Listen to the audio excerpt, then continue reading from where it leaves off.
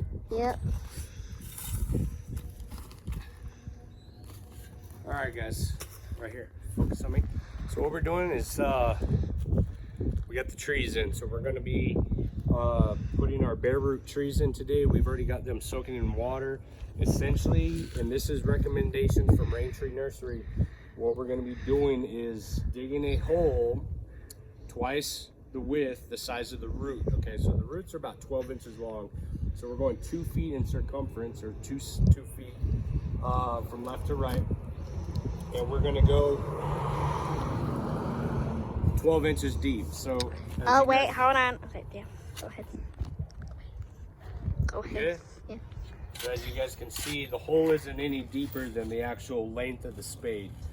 So all we're doing is excavating this sandy soil system that we have here in West Texas, and we're going to go ahead and amend it with some compost. Okay, we're going to be doing 1/3 compost, 2 parts of the native soil or native sand. Okay, and again, that's all the recommendations from Rain Tree Nursery, where we actually got the bare root trees. So you guys stay tuned, follow along, and you can stop recording.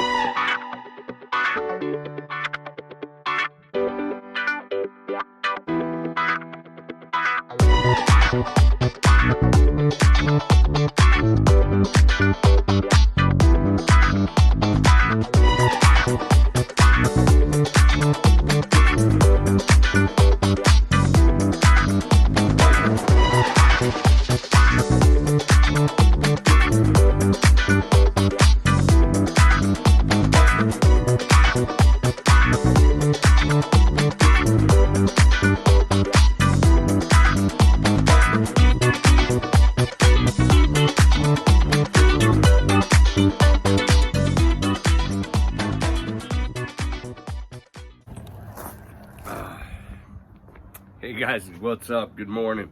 It's Chris Rod. Hello. We're making a quick video today about some tree pruning. We've established some trees. We planted them earlier this week in our new food forest, and they're all fruit trees. We've got a variety, so I'm simply going to be walking you guys today on how to prune these bare fruit trees that we went ahead and planted. I'm going to go ahead and walk by with you guys one by one and show you just the techniques that we use to prune our trees. Okay, now I've had fruit tree before, nothing new here. Pruning's not something that's new to me either. Bare fruit pruning, I will say that that's new to me. Okay, so what I'm going to add are just a couple of key aspects of this process and what we're going to be doing and how we're going to be doing it. So the first step that we're going to be taking with this initial tree, which is a plum tree. Hold on.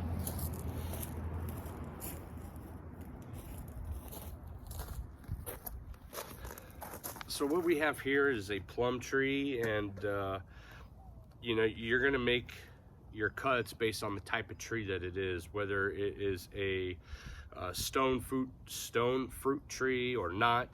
And then the size of the tree. Sometimes you're going to get trees, like for example, all of our trees came from Rain Tree Nursery, and when they ship them, they go ahead and cut them for you, okay, to fit the box, and they do a little bit of pruning. So, you know, we just planted these this week, so today the initial pruning, which is what the video is about, is some of the initial steps of taking to prune your tree into the shape that you want, or we're going to be cutting off any kind of dead, dying, or damaged, diseased limbs here. Okay, some of these trees actually already contain the scaffold limbs, if you will, and I've got 2 others that are actually just a whip, where it's the main trunk and that's it. So we're going to go ahead and show you the 2 different kinds of cuts we're going to be making, which are going to be thinning cuts, okay, and then you've got your heading cuts. And before we do any kind of pruning, we're going to go ahead and make sure that our pruners, or your shears, your loppers, whatever you guys are using, you always want to make sure they're sharp as possible, and then 2, you definitely want to make sure that you do a little bit of sanitizing between each fruit tree. Okay, so in our case, we go ahead and use some isopropyl alcohol. You take it off? Yeah, she's a little under the weather, so, you know. Okay. Then the rest of them. Thanks for coming by. Love you too. So you just wipe them down, make sure they're clean, and then you go ahead and proceed with your cuts. So on our stone fruits, what we're looking for is to create a kind of a Voss shape, if you will. The stone fruit trees do not have a central leader like an apple tree or a pear tree that's going to shoot straight up with the main stalk there. Depending on whether it's a stone fruit tree or not is going to be your deciding factor on what kind of cuts you're going to make. So in this case, what we're talking about is our plum tree here, which obviously is a stone fruit. So we want that to be an open center style of fruit tree. With that being said, you are going to want to cut off your main central leader stalk that it comes with, okay, unless this is the height that you want to start off. But in my case, we're gonna maintain it about knee height as far as the open center, and we want to make sure that we have at least anywhere from 3 to 5 actual scaffold branches coming off the main stalk. And okay, so first thing I'm going to be doing is looking for anything that's damaged, and inside of the shipping, some of these branches are going to get damaged. So this is an obvious cut right here. It's flimsy. So we're going to go ahead and make that cut first, and you're going to go ahead and cut it as close to this main branch as you want. Now the interesting thing about this particular one is that at some point in time, someone had made a cut here, and it's got 2 main branches. Let's see if I can zoom in on here. Maybe come back over on this angle. There we go. That'll work. And so that you can see these 2 main branches. Well, again, this is a stone fruit, so I don't want that. So I could cut this off, that's fine, but I'm gonna end up gonna make a cut down here, so I'm not gonna worry about making this cut yet. But dead, dying, or disease, inside of this plum tree here, there was a broken branch right here, so that's going to be an obvious cut. And you want to go ahead and get it as close to the main branch as possible. Nice clean cut, little guy there. So again, this is going to be an open center style of fruit tree here. Again, stone fruits.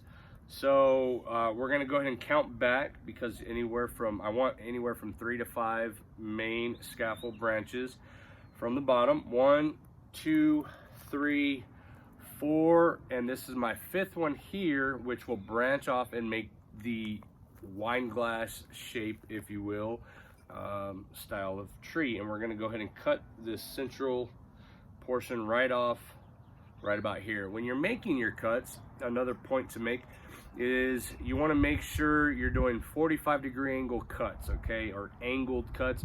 That way, if it does happen to rain here in El Paso, the rain will slide right off of that tree or that branch, as opposed to, let me see if I can get in here real quick, as opposed to some of these flat cuts right here. See how flat they are?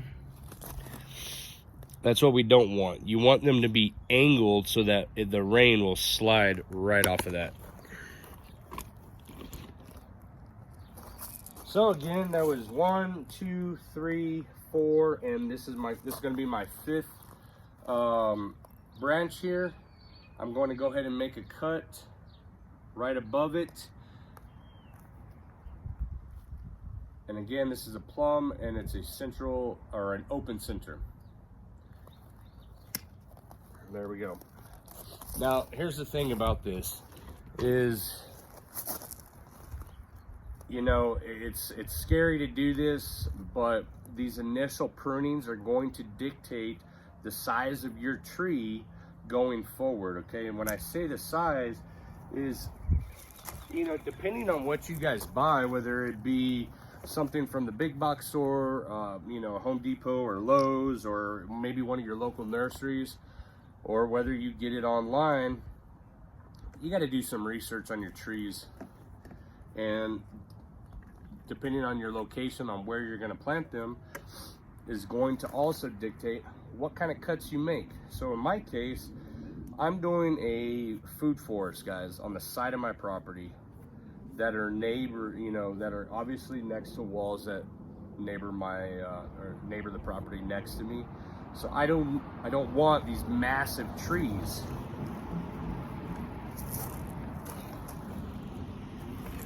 I don't want these massive trees, right, to where they're encroaching over to property lines or trees that I can't reach. So prior to ordering your trees online or even buying them at the store, you want to make sure you do a little bit of homework first. And when I say a little bit of homework, what I'm referring to is whether you're going to be buying a dwarf, mini, or semi-dwarf, or a full-size tree. And again, this is going to be relevant to where you're planting your trees. If you're planting your trees in an orchard style manner where you've got plenty of space, get the taller trees that grow 15, 20 feet plus. In my case, these are all mini dwarfs, okay? So max, we're looking at maybe 12 to 15 feet. I can deal with the height, but what I don't want to have to deal with is the width, okay? So we've allowed enough space to walk behind the tree as it gets older and grows more, and we're going to be maintaining the height. This fruit tree style of mini dwarf growing inside the city, the goal is to maintain a very small tree and maximize the yields with pruning, and pruning short, okay? So let's jump over to our next tree here, and this is one of those examples of a tree that is pretty much just a whip, okay? A whip meaning it's just the stalk, okay, the main stem. And this is actually my honey sweet pear tree. So a pear tree isn't an open center tree.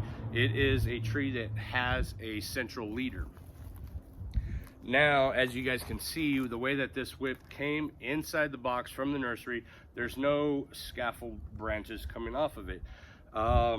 It's got all the little nubs, and I see some of the energy coming out, and it's already wanting to produce a lot of the new scaffold branches, but we're gonna want to let this grow as tall as possible anyway. So again, the first year of production, we're focusing just on the root system, so I don't need a lot of energy pushing upward or into these new scaffold branches. So are we going to make a cut? Yes, and the cut is going to be at a similar height to where I want to start the other trees that have central leaders.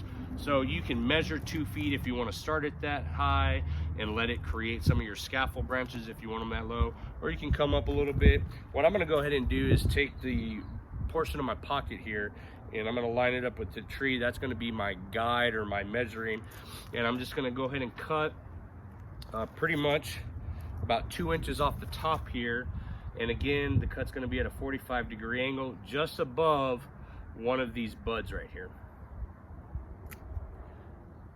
And that's it. So we're taking a little energy off the top. We're getting rid of this poor cut here at the top that's already corroded and it looks pretty flat, if you will. Clean our pruners and move on to the next tree.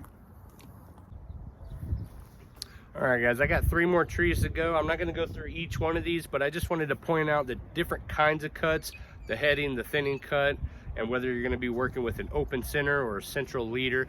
They also have a modified central leader, which is a combination of the two. I'm not going to get into that particular topic today, but you guys follow along. If you have any questions, as always, leave a comment below, and don't forget to subscribe and like the channel. Give me a thumbs up and stay tuned, because we're going to be letting these grow. We're going to develop our food forest here real soon with our raised garden beds, and watch these suckers take off, okay?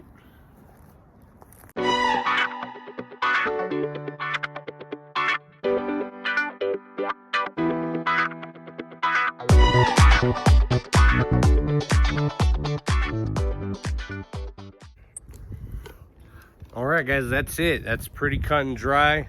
It's very simple cuts. Anything dead, dying, or damaged and diseased, that's got to be your initial cuts, okay? After that, you can really start to shape the trees how you want initially, or you can go ahead and wait till you get some growth, some leaf tissue, and do that that summer pruning. Summer pruning is where you don't want to miss, and 2, is your opportunity to really do a crown reduction on the trees and get rid of some of that top growth. Remember, your first year isn't about fruit production. Your first year is about root production. So as you guys saw in that last tree over there, let me see if I can come back over here. This is my Williams Pride apple. It's a mini dwarf, and I took a good amount of scaffolding branches off of it. I'd almost say it was close to 2, 3, maybe 6 to 7 cuts. Now the reason why I did that was half of them were broken from the during the transport or the shipping, if you will, of the actual tree.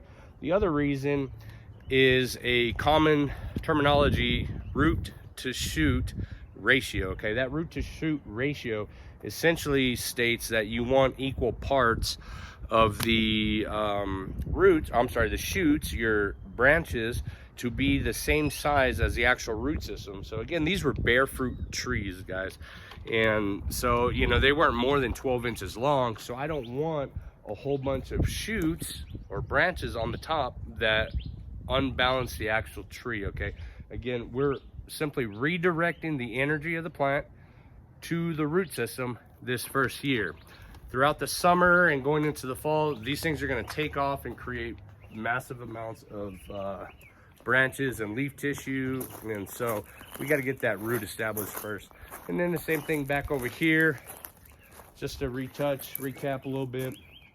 Central leader, we had the whip, that's going to just take off, but you got to decide on which tree you have and what kind of cuts you're going to making, whether it be a heading cut or a thinning cut. After that, you know, the planting, if you guys watched our previous video, the planting of the tree, that's got to be done properly. You want to make sure that the weakest portion of that graft is facing towards the north. Planting depth, university study, so you don't have to go 12 inches deep now. Pretty much no deeper than the root system. You don't have to bury a deep hole like you know, 10, 15 years ago. But the width, that's the key. You want to go 2 to 3 times the size of the root system, or if you guys are buying trees at the big box store, you definitely want to make sure it's 2 to 3 times the size of that growing container that it came in.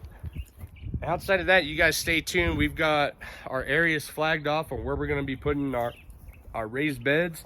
That's going to be one of the next videos. And as always, lawn care, it's starting.